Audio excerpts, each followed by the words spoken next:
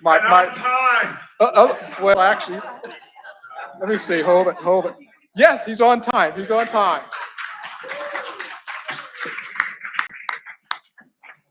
My next to last official act was going to be to call the meeting to order and then suspend it until we got a quorum, but we now have a quorum.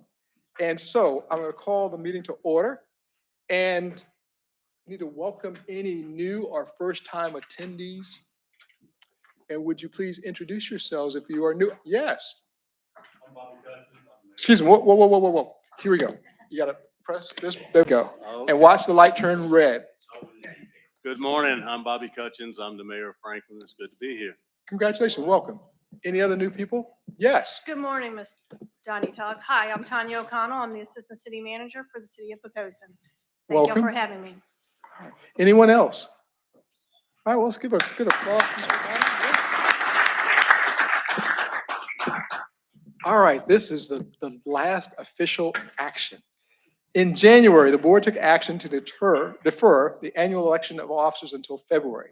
So now I'd like to recognize Mayor Pons to present the HRTPO nominating committee report, please. Thank you, Mayor Tuck, and congratulations on this being your last official action here. I know you're excited to move to another seat.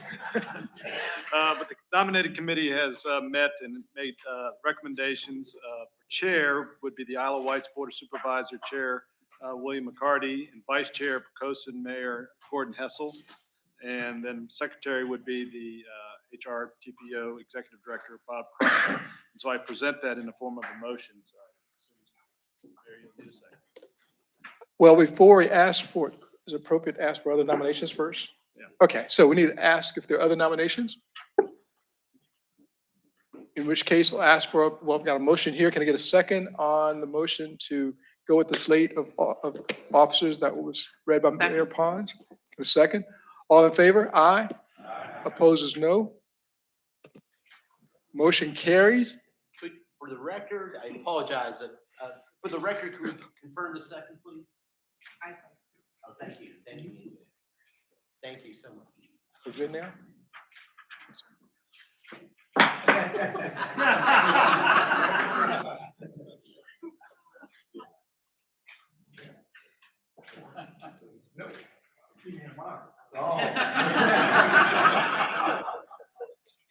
A true changing of the guard. Thank you, Mayor Tuck, and thank you, board members. I just want to say to Mayor Tuck, he has been a gracious chair, and I appreciate him and appreciate all of his input and all that he brings to this commission. And Mayor Tuck, just wanted to say thank you for all your leadership, and you present large shoes to fill and follow. And your humor and your grace is noted and appreciated. And I just want to ask the commission to join me in just thanking him for his leadership over the last little while.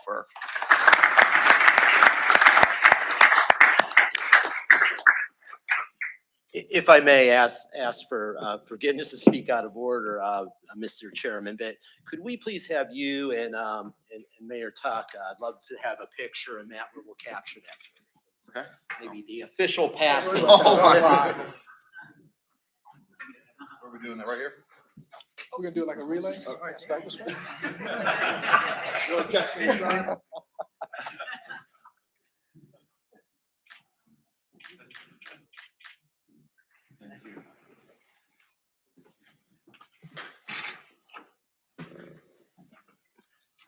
Now that my first act as chair is breaking the camera of the HRTPO, we will move forward in our agenda, and we will move to the approval of our agenda. So we'll need a motion and a second. So moved. Okay, second? Bobby Dyer, second.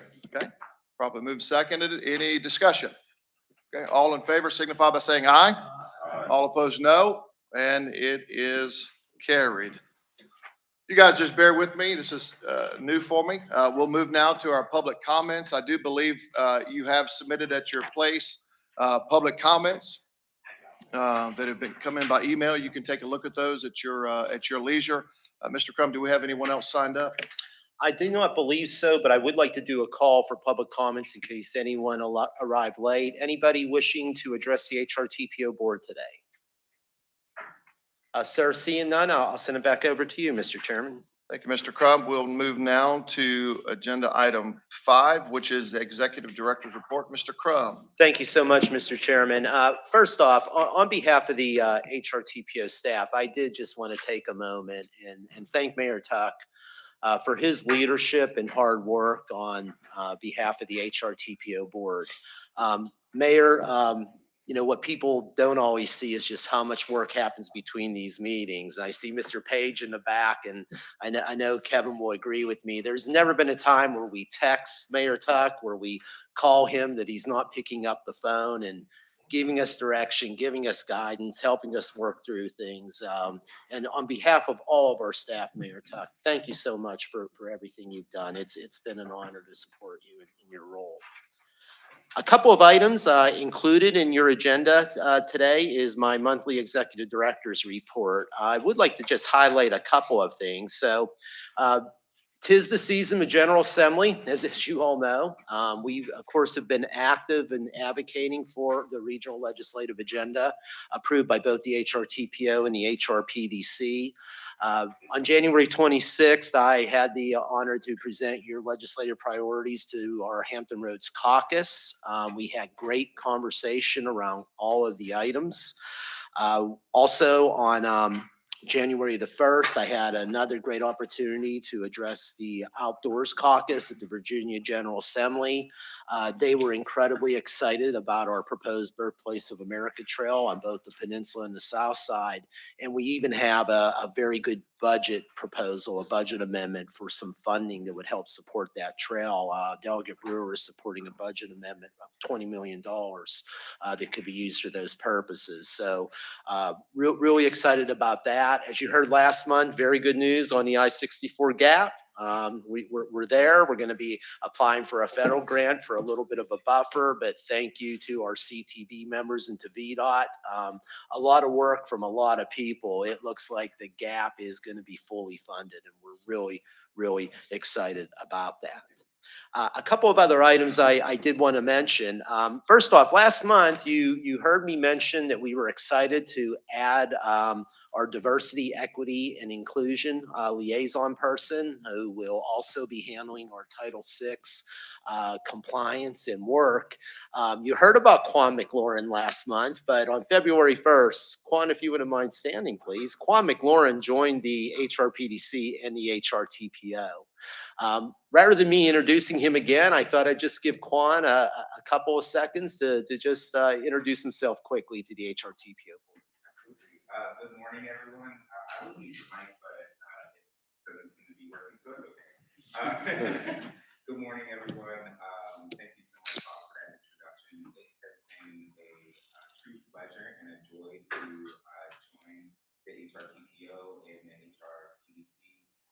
Everyone here is just so brilliant and passionate, and it really does show in the work that is produced, and everyone is just committed to ensuring that our region is better for all. And I am so excited to join in and be a part of that work. So I've had the pleasure and joy of meeting some of you.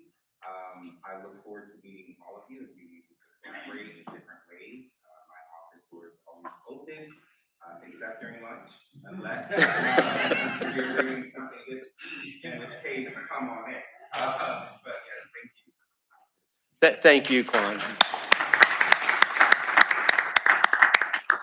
More to come, but I have to tell you, in just a few weeks he's been here, Quan has some fantastic ideas, and we look forward to sharing some of that information with you. So please, if you get a chance, I encourage you to meet Quan today. And the timing is perfect. I want to thank our VDOT partners. Back in and our federal partners, back in 2020 and 2021, we received a review from our state and federal partners on Title VI. Just this past Tuesday evening, Valentine's Day, we did receive the review. And what's great about that is now we have the roadmap. And I really appreciate that. Quan and I have started to look at that. There's some recommendations. There's some corrective actions. The good news is we're going to be able to get those addressed. So What we're going to do is Quan and I are still sifting through that information. We're going to get that distributed to all you next week, just so you can see that information. And then we look forward at our April meeting to give you a report back on the things that we're doing. So look forward to working with our state and federal partners on those efforts. So Mr. Chairman, that's all I have today. I have to get used to, I almost turned. Should I move? Mr. Chairman, back to you, sir. Mr. Tuck had mentioned that he was going to go over there and take someone else's seat over there, so I'm glad he actually stayed up here where he needs to be. Thank you. Thank you, Mr. Crum. We'll move now to agenda item number 6, our CTB update. Fred Stamp. Yes, sir. The CTB meeting is not until next week, so I have nothing to report since the last meeting. Very good. Thank you, sir. VDOT update, Chris Hall. Yes, Mr. Chair, I will defer my comments to my brief later on. Very good. Thank you. We'd also like to recognize Mr. Thomas Nelson, the FHWA Virginia Division Administrator. Thank you for being with us today, and would like to ask him to provide any comments that he would like to make to the board. Good morning, everyone. Hopefully you all can hear me. Definitely sir. good to be here with the board. I started in June of 2019. And I think just when I was getting ready to have my first meeting, or at least meet the group as a whole, COVID hit. So it is good to be here 2 and almost 3 years later with you all in person. But again, Thomas Nelson, I am the Division Administrator for Federal Highway Administration based in Richmond, Virginia. Had the opportunity, I think, to see some of you in different forms of fashion, either virtually or in person. So definitely, as I said, good to be here. Good to have our strong relationship with VDOT overall, with the commissioner, but also with Chris here in the Hampton Roads District. And I will say, I'm glad that you all have Mr. McLaurin on board. Thank you for that news, Mr. Crum. Appreciate that, and Chair also. And we look forward to continued relationship with you all.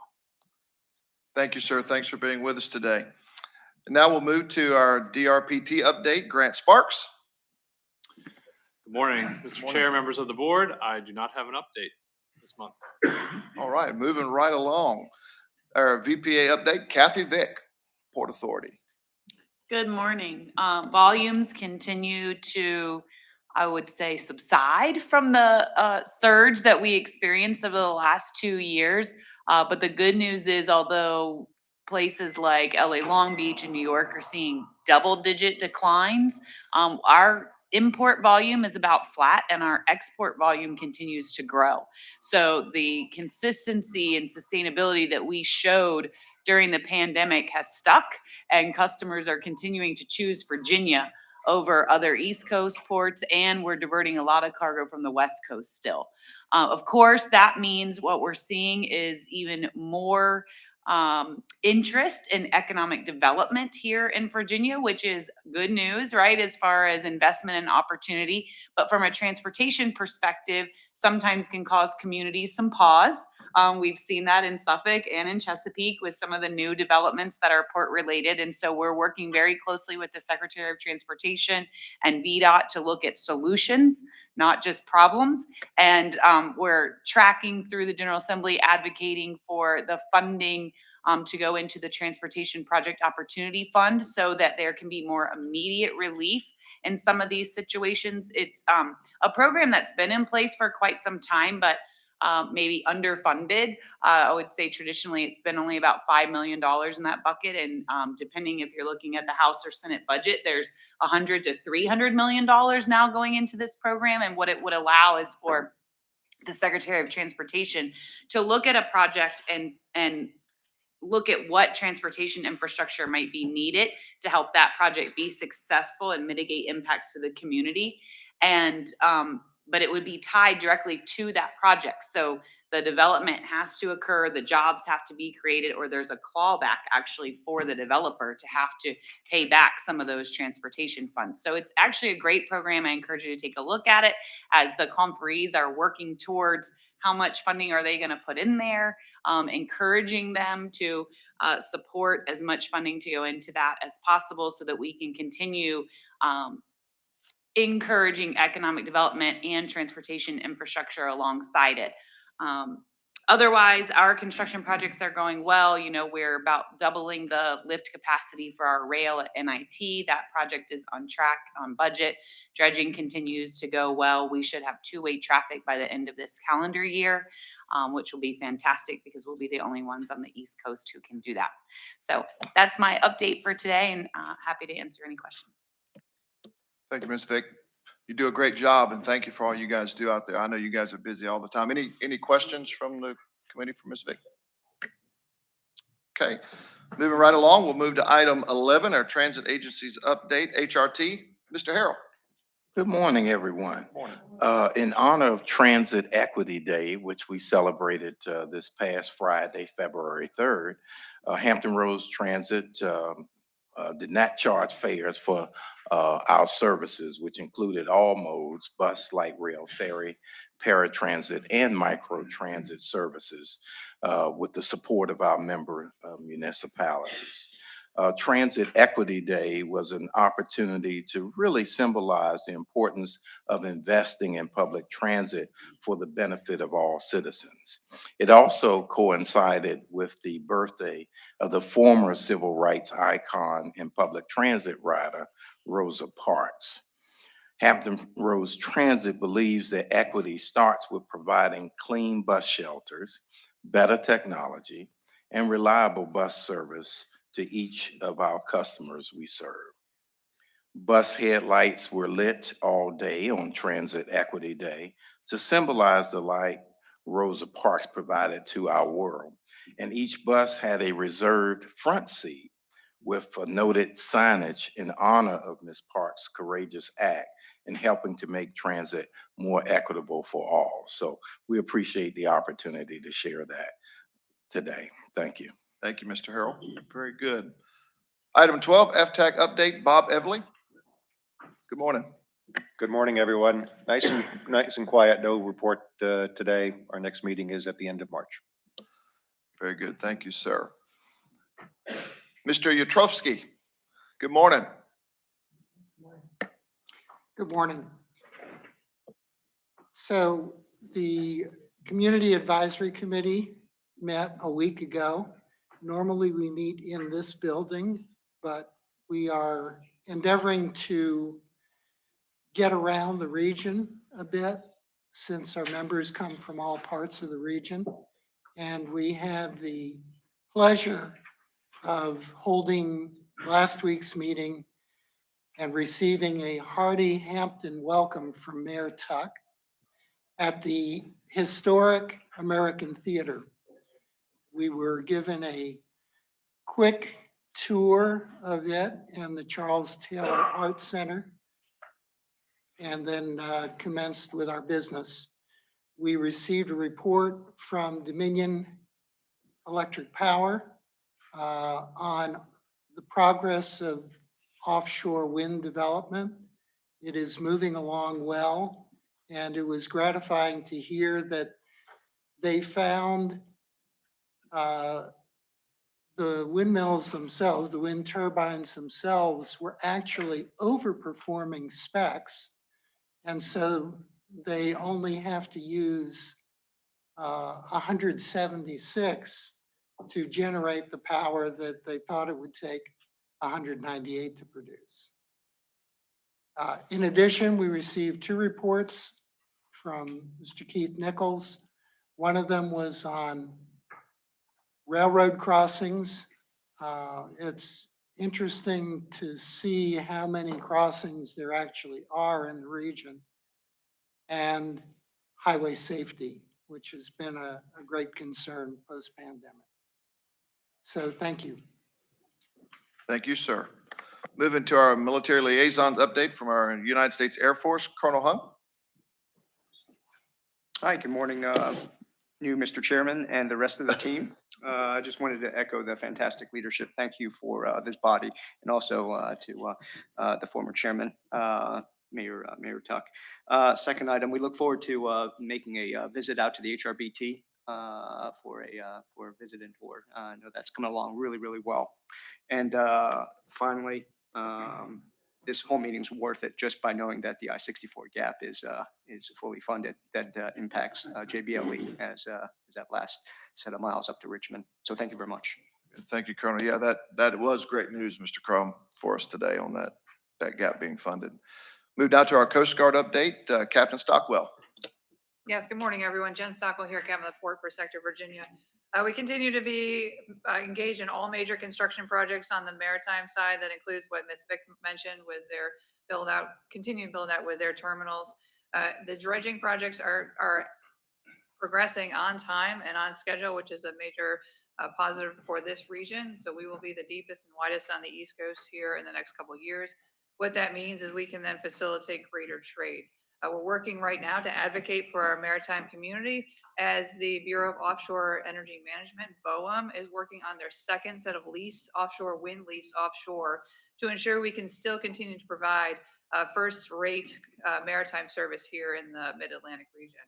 We're also engaged on all the other major construction projects in the region, HRCP, as well as the Chesapeake Bay Bridge, second crossing there for Thimble Shoals.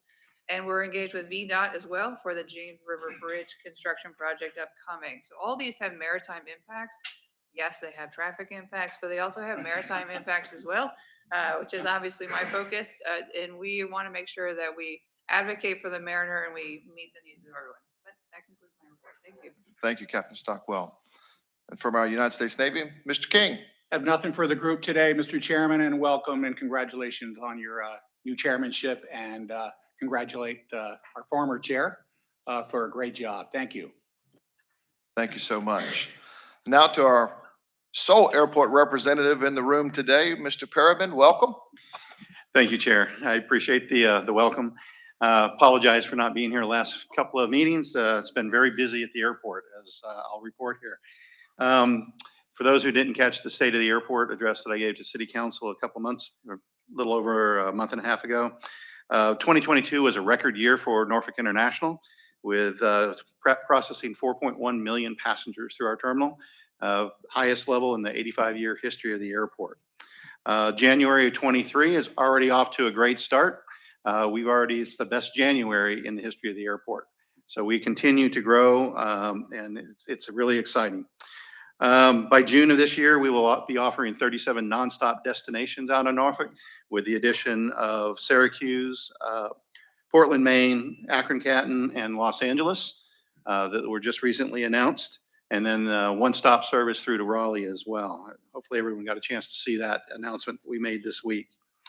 But we're not stopping there. We're continuing to actively work on connecting our city and our region with San Diego, Phoenix, Seattle, and beyond into international destinations. And fingers crossed, we will be looking forward to announcing the first international destination in some years here later this year. Our projected seats going forward, looking at the schedules that the airlines have generated through basically August, September, we see year-over-year increases in the seats being offered to our region. So this is good. They recognize the growth that's coming here as well. And so they're offering additional seats. We're about to kick off what's really the beginning of close to a $500 million capital program at the airport, with one project that starts in April with our runway reconstruction phase 1.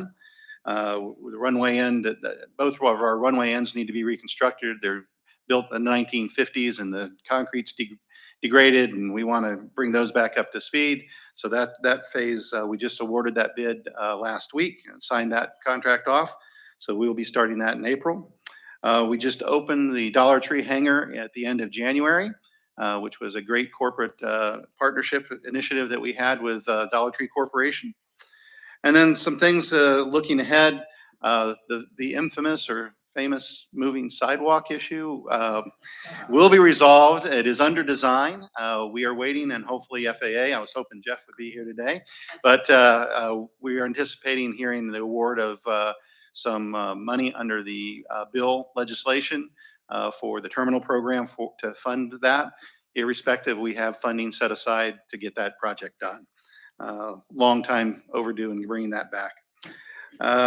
Some of the things ahead, we are looking at gate expansion to accommodate the growth, consolidate our security screening checkpoint, And so that we have one checkpoint to go through instead of the two, which will enhance our offerings with our concessions. And probably our biggest thing is we are going to be looking at developing we're in the preliminary design of a new ticketing hall and curb front, so that we'll consolidate those two sides into one along the front of the terminal and provide a better offering for our passengers as they approach the airport. So that's kind of what to look ahead. Some of the things that you may have noticed. We opened a new cell phone lot just before Thanksgiving. It's been very well received and used heavily, especially during our late evening push. We've instituted a parking reservation, online parking reservation and loyalty program, which also is getting a lot of traction. If you sign up and purchase your parking in advance on the line, you get a discount into our parking. And you get points, and that every so often you get a reward for a free day or a voucher for so much. With that, we've also changed some of our parking routines. We are now in a cashless environment, or continuing to transition to that.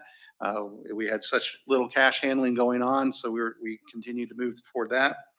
And we've increased our free parking within the garages and the parking lots to 30 minutes to help alleviate congestion on our curb fronts. So all of these have really been aimed at helping our passengers and the traveling public get through the terminals and get their bags and picked up easier. Couple of other minor programs, and then I'll wrap up. One we've initiated as first this year is called the Sunflower Program. It's an international program that you can stop at our information desk, and if you're interested in the program, you can get a lanyard that has sunflowers on it. That is an international symbol for hidden disabilities. And then our staff and the airline staff are trained to understand that if you see somebody with that lanyard on and they look like they might be a little confused or not where they're going, how to approach that individual, that they may need a little additional assistance.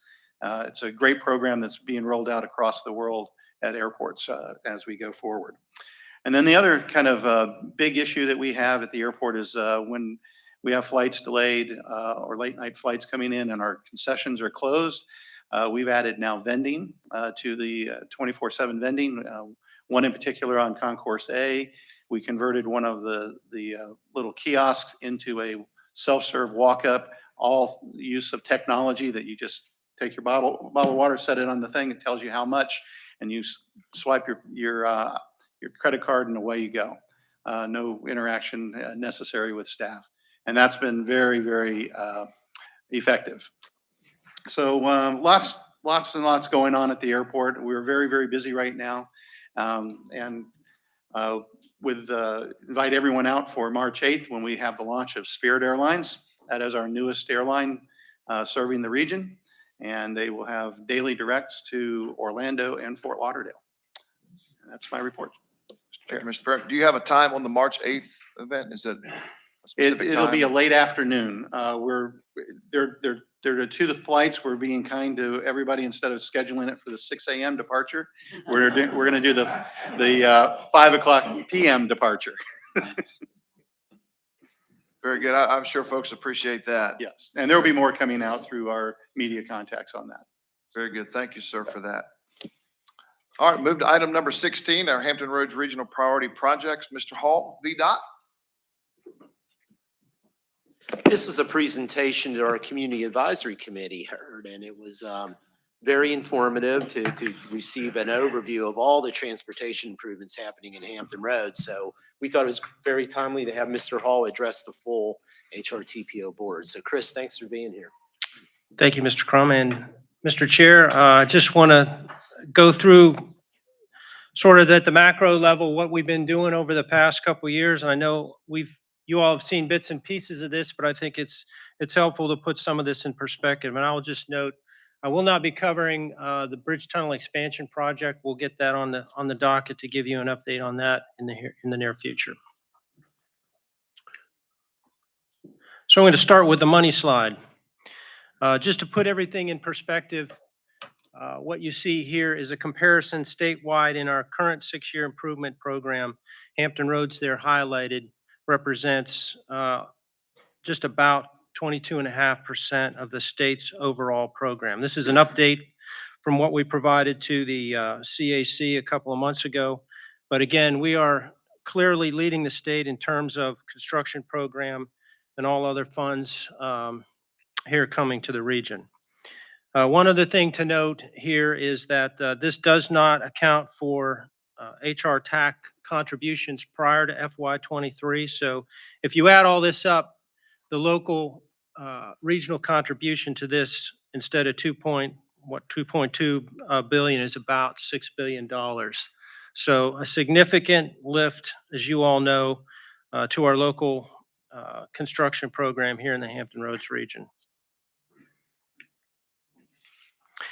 I included this slide just to give you an idea also of the magnitude of our local program.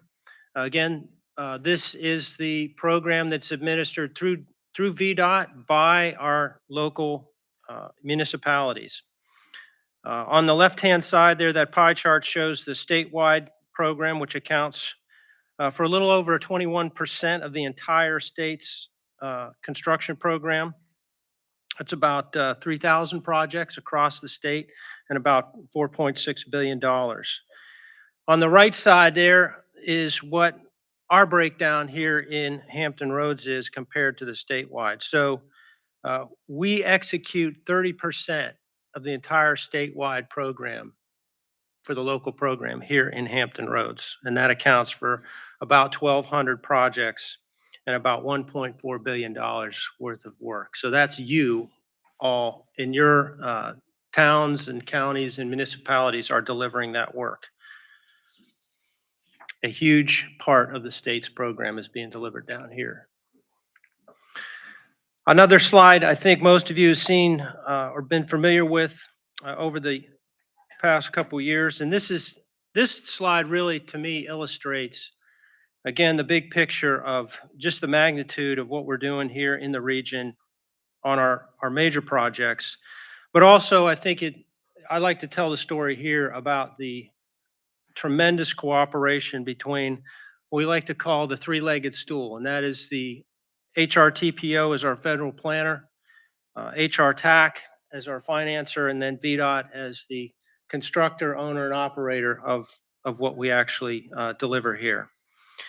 This chart represents about $850 million worth of construction complete, about $5.5 billion worth of construction under construction today, as of today. So that includes the tunnel, obviously, but also all the other express lane network projects and other major projects we have underway.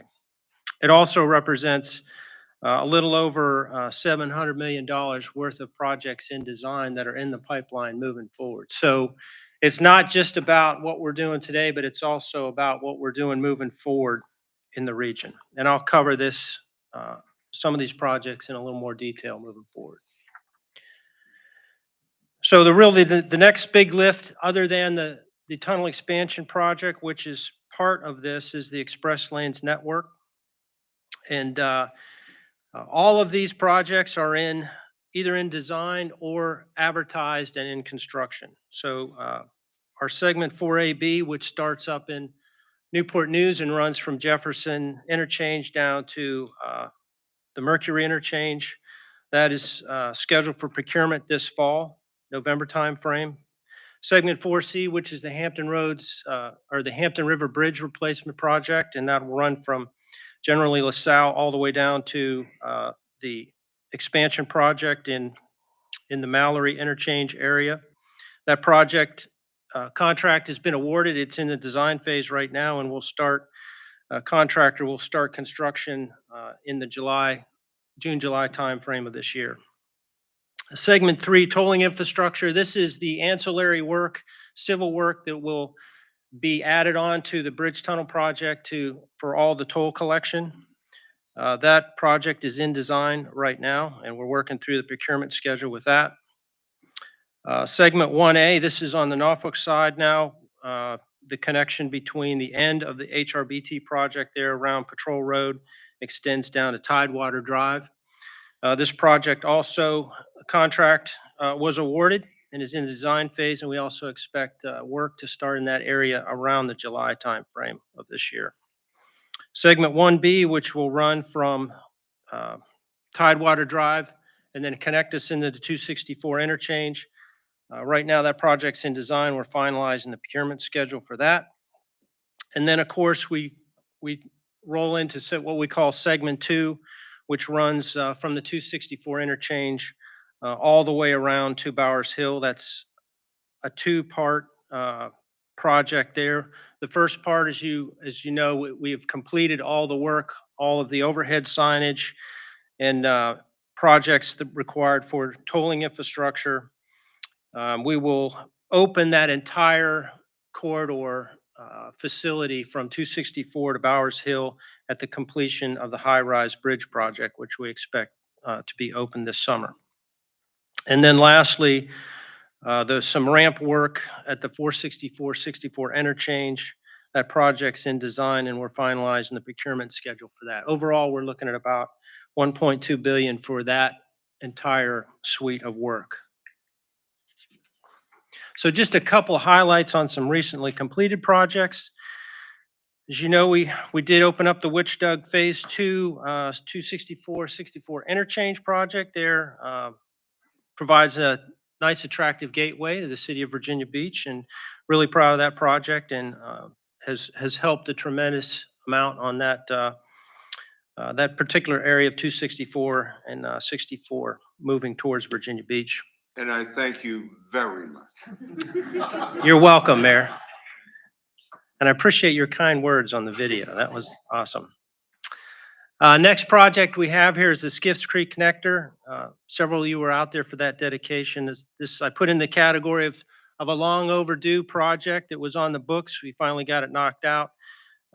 This provides some connection there between US Route 60 and State Route 143, and really eliminates a lot of the truck traffic there through Lee Hall and those communities, and provides some additional access to the base there at Fort Eustis. So really good project, proud of that.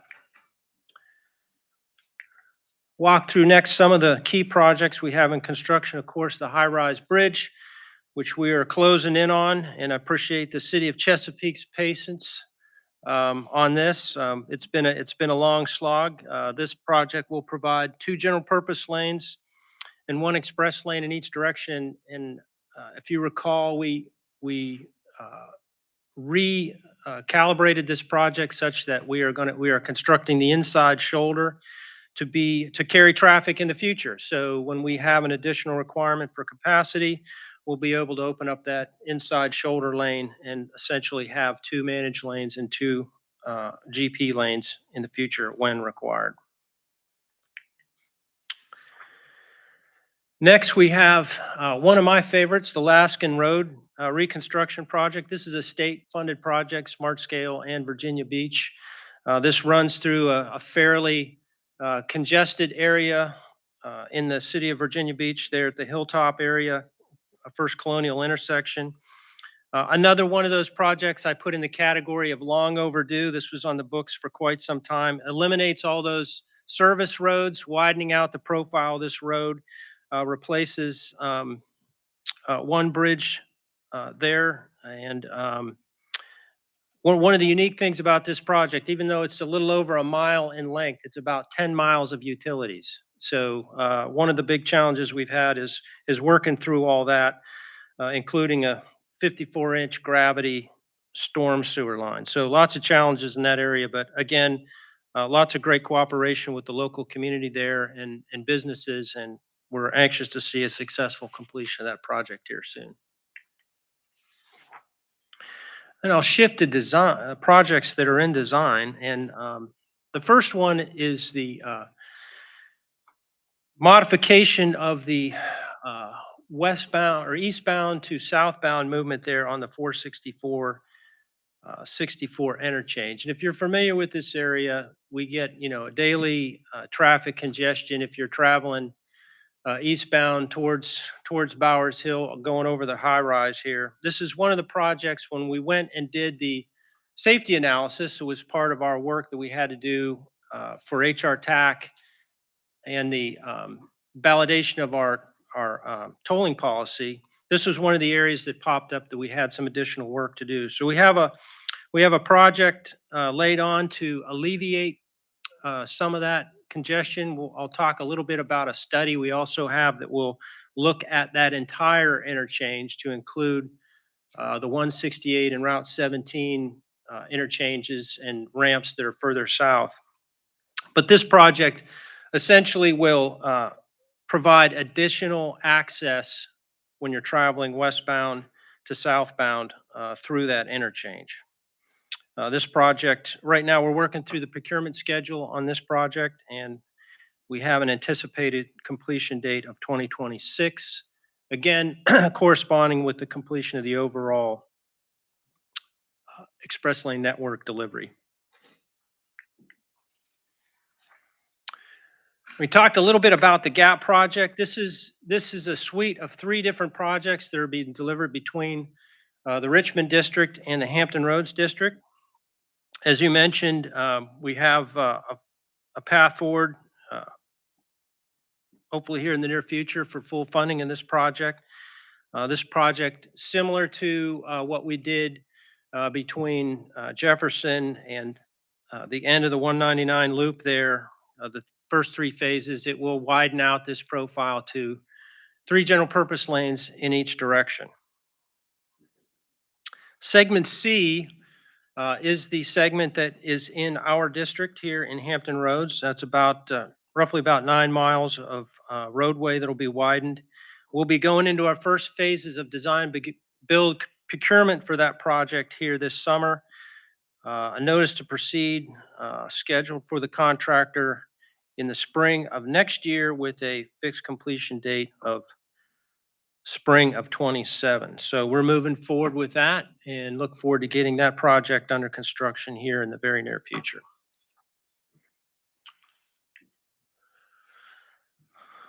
Another interesting project we have on the books, and this one is fully funded by CIPSA. So this is a partner that we actually, Bob and the TPO brought this to us.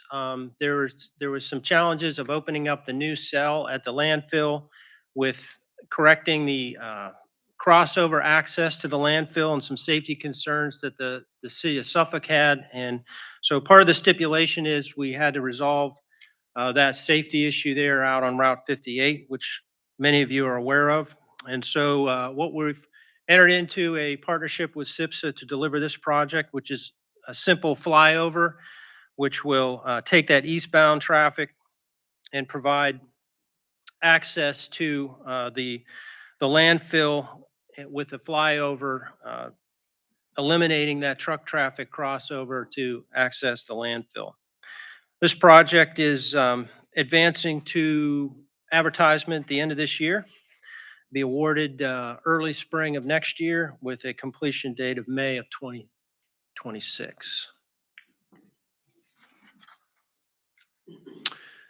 Next, we have what we call the Air Terminal Interchange suite of projects, and this is another one of those long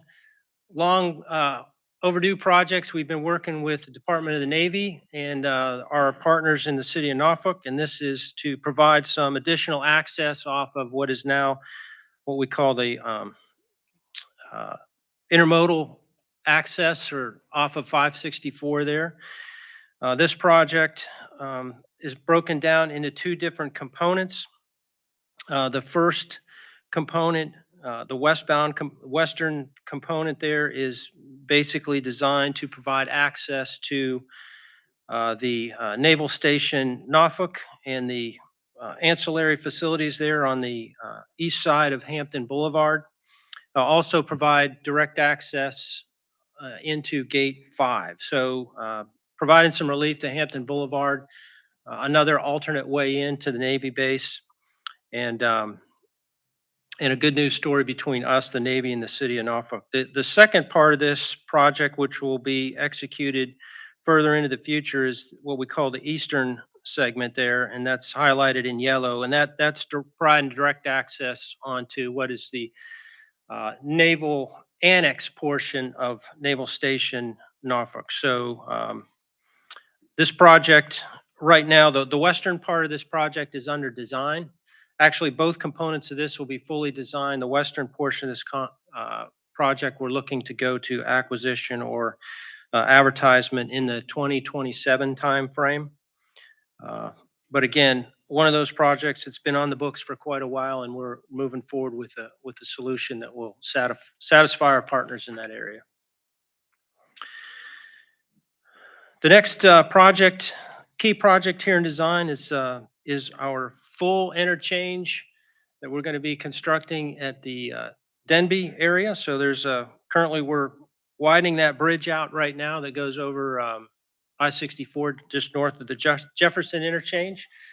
This project has again been with the City of Newport News, has been in discussion for quite some time. This project will provide not only relief to the Jefferson Interchange, if you're familiar how those cars stack up going westbound, this will also provide relief to the Fort Eustis Interchange. So again, this is another full access point to the I-64 interstate between the Jefferson interchanges and the Fort Eustis interchange.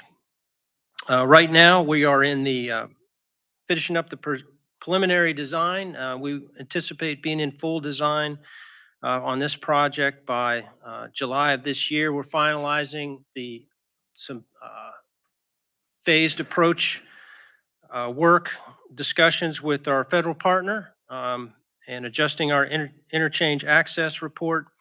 We anticipate our phase one. So this is the phase one of this project will be the westbound off ramps and westbound on ramps. Phase two of this project will deliver the eastbound off ramp and eastbound on ramp. So phase one, we're looking to begin construction the fall of 2028, with phase two to follow about 2 years after that.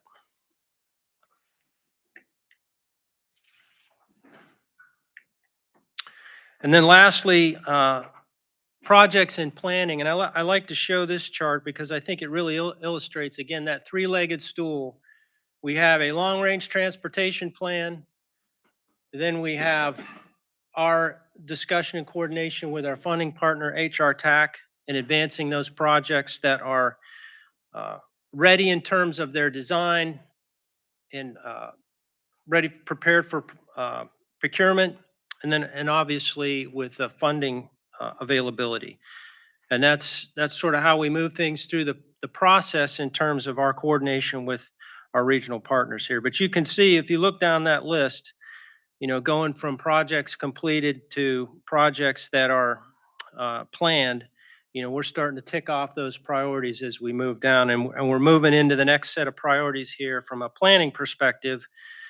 We talked about the Denby Interchange, and we're finishing up that interchange access report work. But the other two, which we are finalizing our design efforts and our partnership efforts with our consultants, are the 264 interchange with Independence, and then second, the rest of the work at this 464 interchange. So those will be the next two big projects that'll be coming down the pipeline in terms of design once we finish those studies. Those are federal requirements and each take about 2 years to complete. Again, partnership there, both with the City of Virginia Beach on the Independence work, and are both in partnership with HRTPO. Then change gears a little bit. We're also focused on a pretty neat project with the TPO here, and that is advancing the Birthplace of America trail concept. And that, I know we've gotten a briefing on that before, but we're involved with not only the consultant work with bringing that plan to fruition, but also providing a strategy that we can work through, whether it's Smart Scale, our TAP program, and other funding sources available to stitch this trail together, which will ultimately connect the Capitol Trail with Fort Monroe. And that's about 52 miles worth of trail that kind of winds through the peninsula there. Right now, we're estimating about $150 million cost over time. But again, I think we're making great progress on this, and believe we have some of those that have competed well in our most recent Smart Scale round. The next large trail effort we have going on in the region, I realize that's not within the HRTPO footprint, but out on the eastern shore, this is the conversion of the existing rail bed out there, which has been raised. All the rails have been taken up, ties have been eliminated, and we're working with all the communities out on the eastern shore, the two counties, to convert that rail bed to a trail. And that's a 46-mile trail that runs from the Virginia-Maryland border all the way down to Cape Charles. About 46 miles worth of trail. And we've got some federal grants that have funded a piece of this work between Cape Charles and the main line. And then also some other additional funds have become available through the statewide trail program that's going to help us move forward with full design of that entire trail, the rest of the 46 miles. So we look forward to, again, advancing those in pieces over the near future. And the last major study is our environmental impact study on the Bowers Hill Interchange and I-664 widening effort. We're in the final stages of this, and again, great partnership with our federal partner on this, who is the arbiter of this process. But as you know, the board endorsed the preferred alternative that's up here on the slide a couple months ago.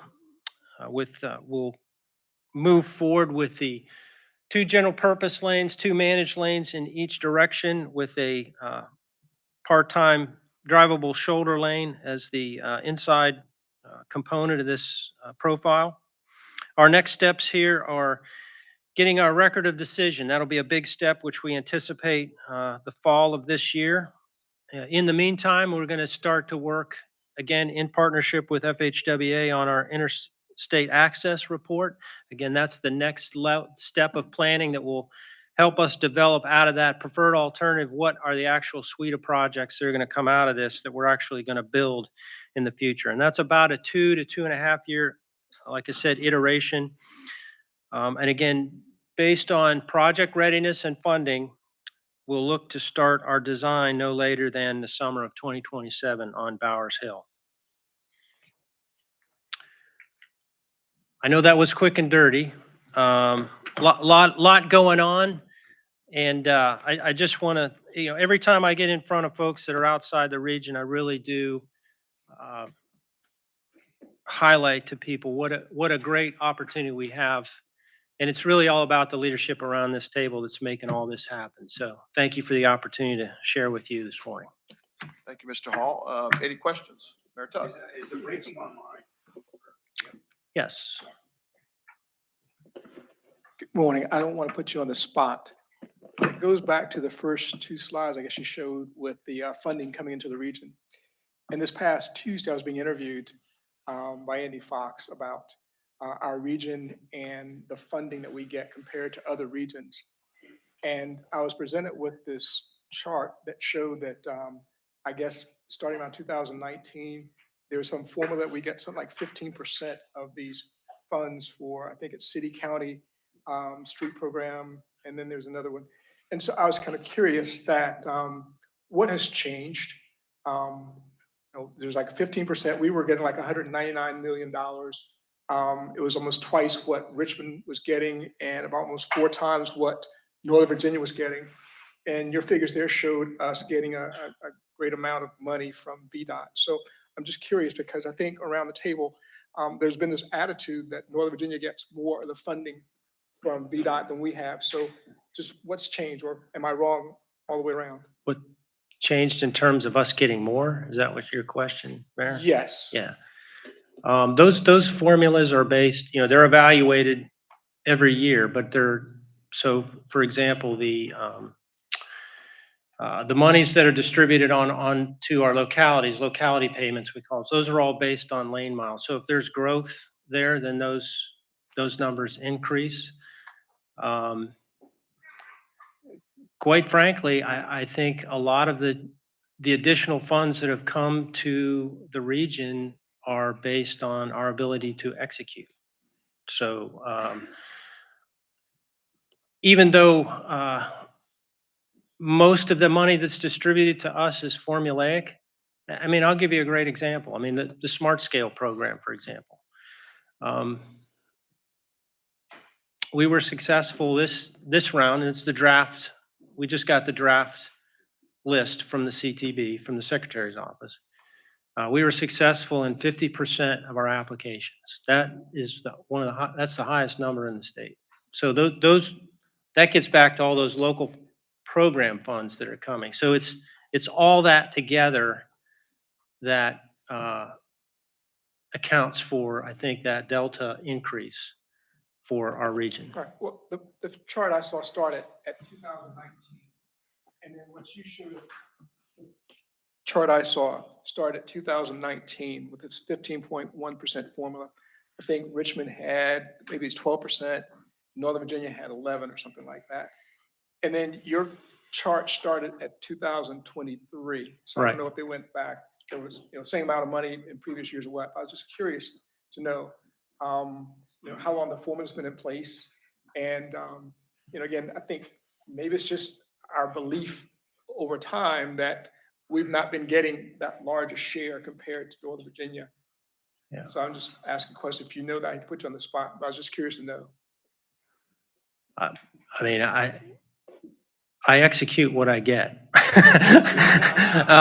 I guess, to be quite honest about it, but I really do think that there's a whole, there's probably 5 or 6 different formulas that go into that state 6-year program bucket, Mayor, and those are adjusted.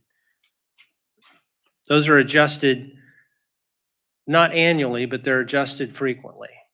So, and I'm not sure what the period is of adjustment on those, but they're always going back and looking at, are there increased lane miles? Are there, things that trigger a different dollar amount according to the actual formula doesn't change, but the input to the formula changes, if that makes sense. The numbers of lane miles and those things vary depending upon the year. So, as we grow and we add lane miles to our region, we should expect to see our O&M, for example, our contribution of O&M dollars increasing in our region to account for that. Now, it's not a one-to-one, I can tell you that right now, but that's the overall approach, if you will, to how those formulas are developed. And again, remembering that that's got to be spread across the state, right? So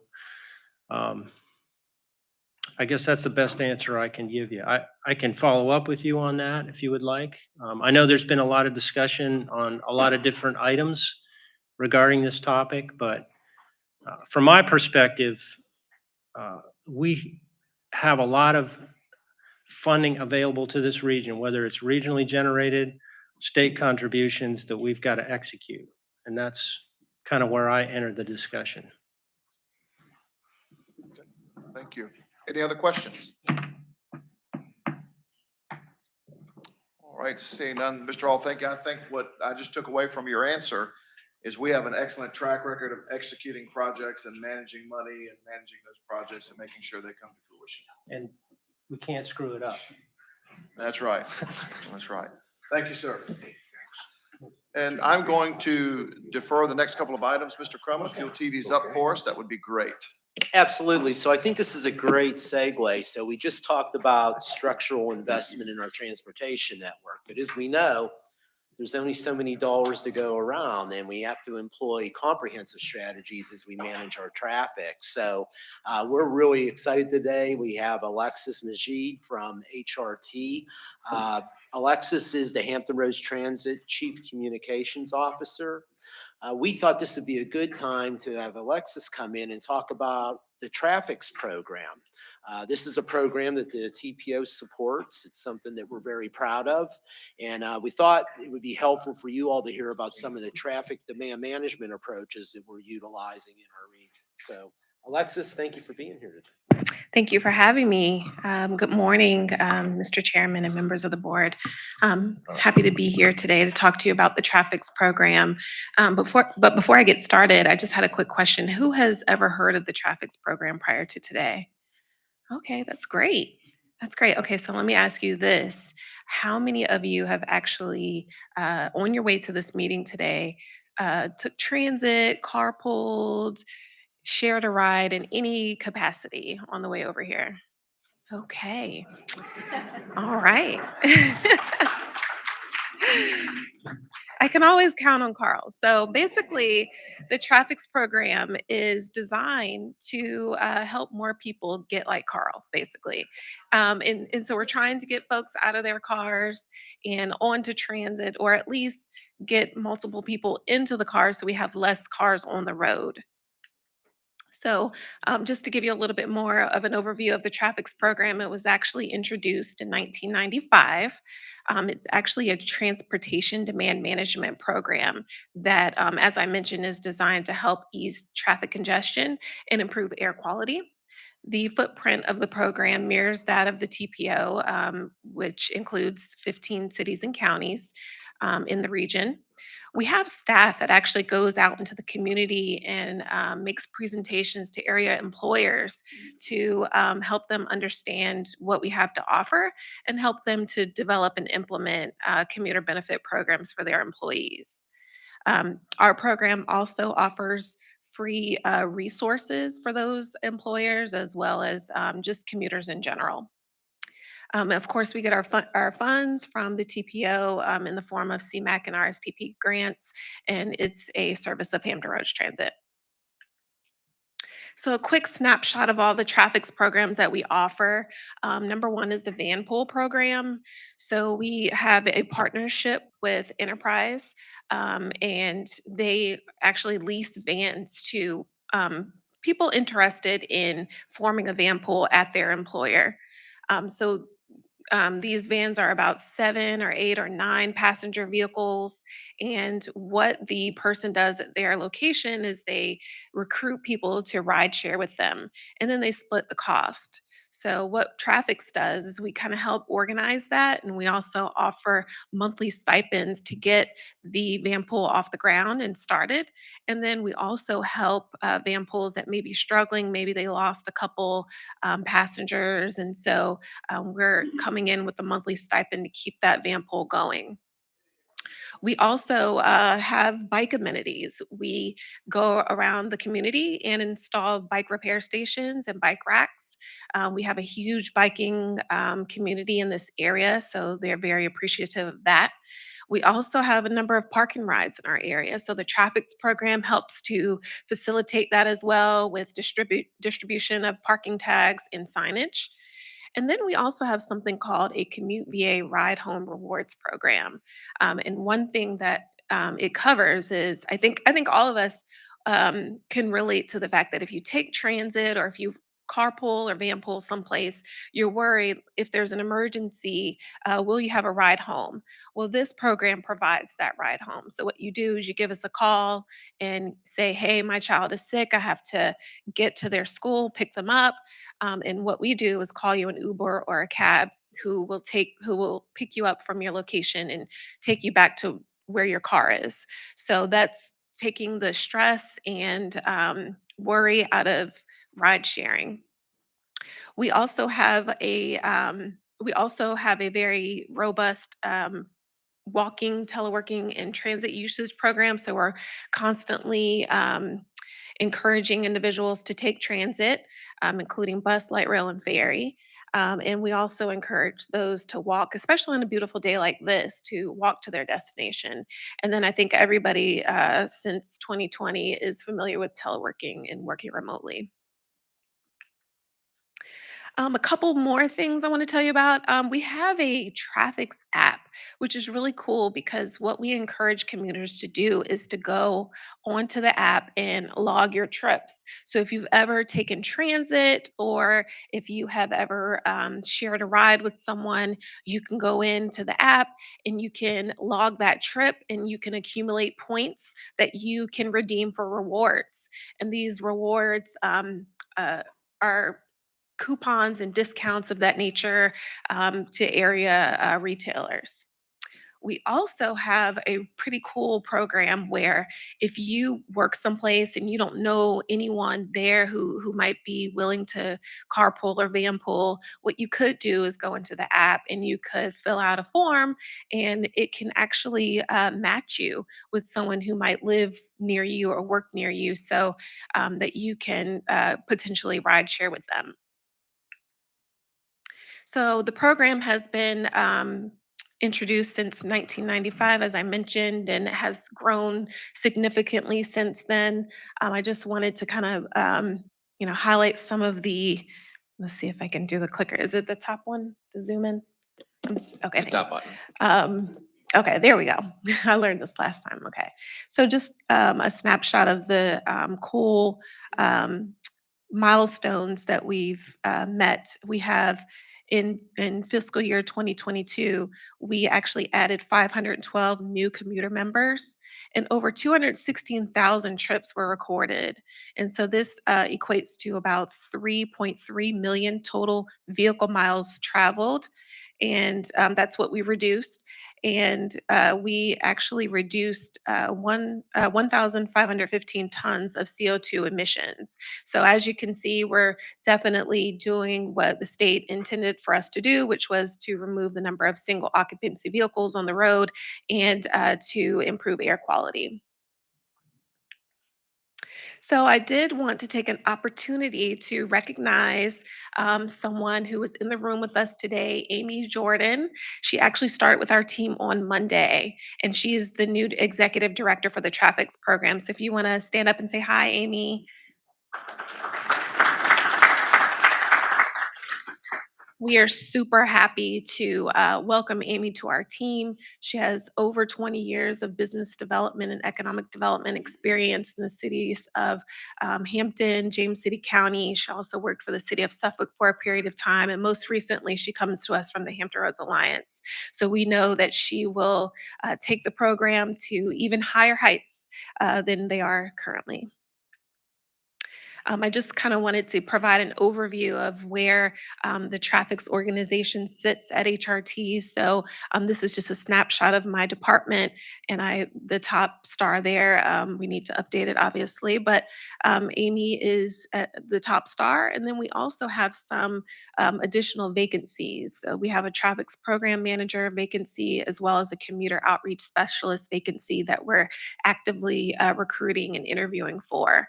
The other individuals you see here are marketing and communications. We have government relations. We also have media relations. And so traffics is situated in our department in a way that it can take advantage of all of these services that we have, potentially bringing more media attention to the traffics program, which is something we had never seen before, and providing the marketing communications support that the team needs in order to promote the program. I just wanted to shout out the traffic subcommittee chaired by our very own Carl Jackson. Um, the the subcommittee is actually responsible for a number of things, including organizational development, strategic planning, budget and funding, program development and implementation.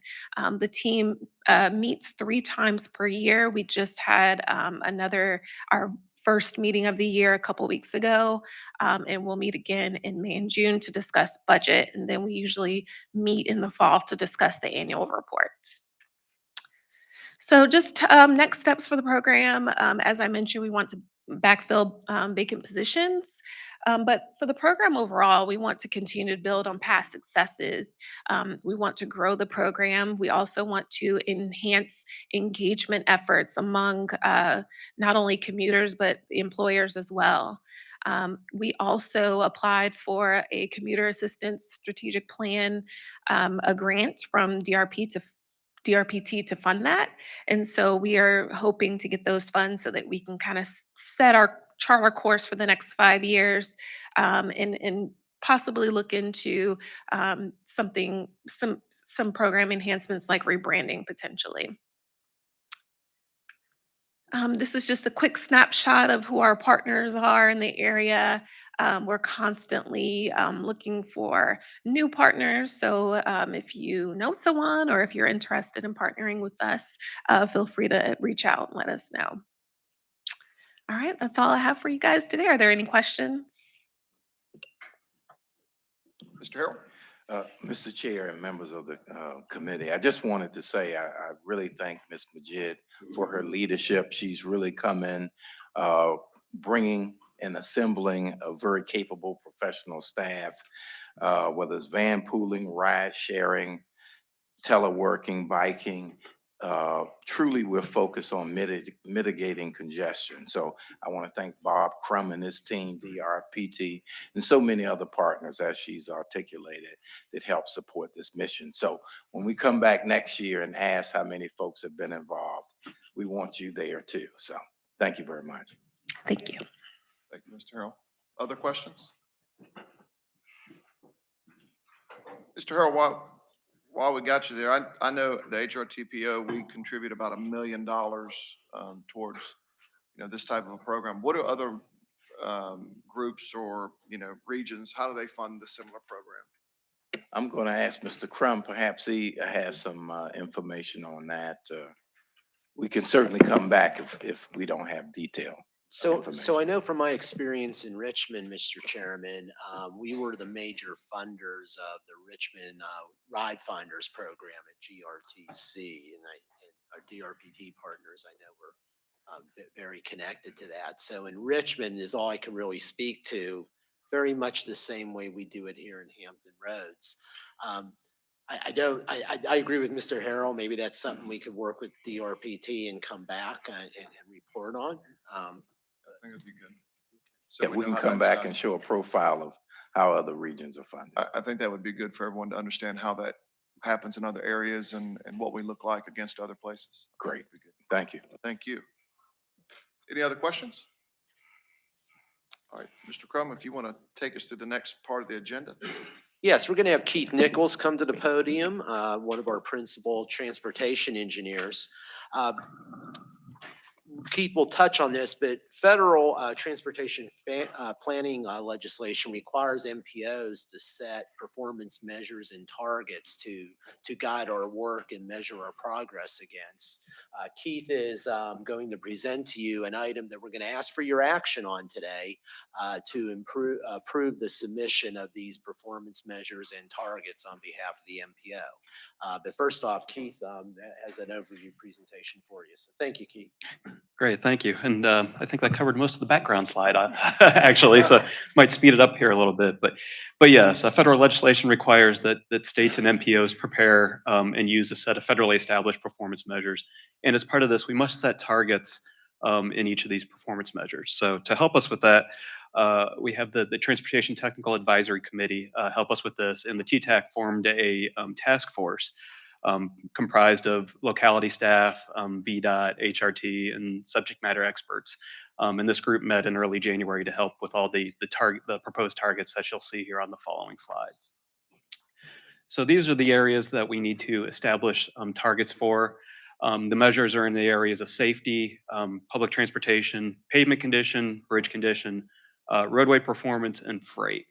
So in some of these areas, we need to set these targets annually. Those are the areas of safety and public transportation. Some of them we need to set on 4-year cycles. That's pavement, bridge, roadway performance, and freight. We just happen to be at that point in the cycle where we need to do all of the above today. So when we set our targets, we have a few options. As I mentioned, the state also needs to establish their own targets. So MPOs may either decide to adopt the targets that the state established and reported specific to their metropolitan planning area.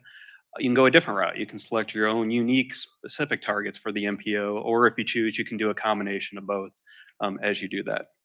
I do want to note, when it comes to MPOs, there are no, and I put in quotes, penalties for not meeting any targets that we established today. A little different on the state level, where some of the areas, if they don't establish targets, then let's say for the area of roadway safety, they may be forced to allocate some more of their state dollars towards safety. On an MPO level, there is no consequence if you do not meet the targets that we established today. So starting with safety, We would establish these on an annual basis, and over the last few years, the working group and the TTAC have recommended using what's called Vision Zero targets. So what that does is it looks out into the long-range transportation planning horizon, which in this case is 2050, and how do we get to the number zero by that year? So it's reducing the amount of fatalities and serious injuries by a set amount each year until you get to zero at 2050. So based on that, these are the targets that the TTAC and the working group recommended in terms of fatalities, serious injuries, and those in the active transportation, bicyclist, pedestrian fatalities, and serious injuries. When it comes to transit asset management, which is the condition of the transit system, whether it's buses, ferries, non-revenue service vehicles, the infrastructure for light rail, or some of the facilities such as park and ride lots, maintenance facilities, things like that. To set these, we actually do a weighted average of the HRT, WADA, and Suffolk transit targets. So large transit agencies, which are called tier 1 agencies, such as HRT, must set their own targets in these areas on an annual basis. Smaller agencies that are called tier 2 agencies, which would include WADA and Suffolk Transit in our region, they're allowed to use the statewide targets established by DRPT. So when we put together our regional targets, we simply take a weighted average of those HRT, WADA, and Suffolk Transit targets, and these are the numbers that we come up with for targets for transit asset management. Transit safety is very similar. Once again, HRT must establish their own targets as a large agency. WADA and Suffolk Transit use the statewide targets, and once again, we simply do a weighted average of those three agencies to come up with the transit safety targets that you see here. Now, those were the annual targets for 2023. This slide shows you what was recommended for the 4-year targets in the areas of bridge condition, pavement condition, roadway performance, which is travel time reliability, and then freight movement. For most of these, the TTAC recommended using the state target or projections provided to us by VDOT. The only one that I want to bring attention to is this 14% here under non-interstate national highway system in good condition. In the case of our region, our pavement in good condition on the non-interstate national highway system is much worse than we saw throughout the state. The statewide number currently is in the 30 to 35% range, and as this shows you here, we're only at 14% in good condition. So the committee thought that there was probably no reasonable way that we could get to that statewide target in the 30% range. So they recommended setting a target to maintain the current level of greater than 14% of that in good condition. So that quickly wraps up the targets that were recommended by the TTAC. So the recommended action for this is to approve those 1-year and 4-year targets that I showed you on the 4 previous slides. With that, I'll take any questions you might have on it. Any questions? Mr. Tuck? I'm just going to make a motion. Yes, sir. It would be in order. Second, Bobby Dyer. All right, you've heard the motion to approve. Any discussion? All in favor signify by saying aye. Aye. All opposed, no. And it is carried. All right, thank you. Crum. Thank you, Mr. Chairman, and thank you, Board, for that action. So we'll move on to consideration of our consent agenda. Mr. Chairman, I'd just like to highlight a couple of those items. You see those listed under item 19 on our agenda. Just a few things to highlight. First, included in your consent agenda today is item F, which is the proposed CMAQ and RSTP projects and allocations for fiscal year 2029. This is the recommendation that comes before you from your technical group for allocating those CMAQ and RSTP funds this year. You'll also see, of course, action to accept a couple of technical reports, but we have quite a lengthy list of tip amendments this month. Ms. Grahlberger has been very busy as she works with everybody to put those together. But these we have organized by locality name, so you can see what projects might be in your locality or in the case of HRT or WADA with our partner organizations. Again, just always important that we keep the money flowing to the projects and keep those projects moving. So all those tip amendments will be included in consent today as well. Mr. Chairman, I would recommend that the board take action to approve today's consent agenda. Take a motion to approve. I would move for approval. Second, Bobby Dyer. Moved and second. Any discussion? Okay. All in favor signify by saying aye. All opposed, no. And it is carried. Mr. Crum? Yes, I'll thank take you, us through Mr. the rest. Chairman. Going down through the remainder of our agenda, you'll see our 3-month tentative schedule. As a reminder, March is the month that Harumfa and HRTAC meet, so there will be no HRTPO board meeting in March. Our next meeting will be April the 20th. So looking forward to that meeting with you all. You have in your agenda the minutes of our advisory committee meetings, also some FYI information in terms of correspondence that occurred since our last meeting. And then finally, Mr. Chairman, under old new business, I would mention that for those of you that would like to stay for lunch or will be staying for the HRPDC meeting, we'll have lunch for everybody behind our reception area. I invite you to visit over there with your fellow board members for lunch. And as a reminder, our Hampton Roads Planning District Commission meeting will begin in this room at 12:30, sir. No, you can, you can, yes, you can go right through. Thank you, sir. All right. Thank you, Mr. Crum. And if there is nothing left today, then we will stand adjourned. Thanks for coming.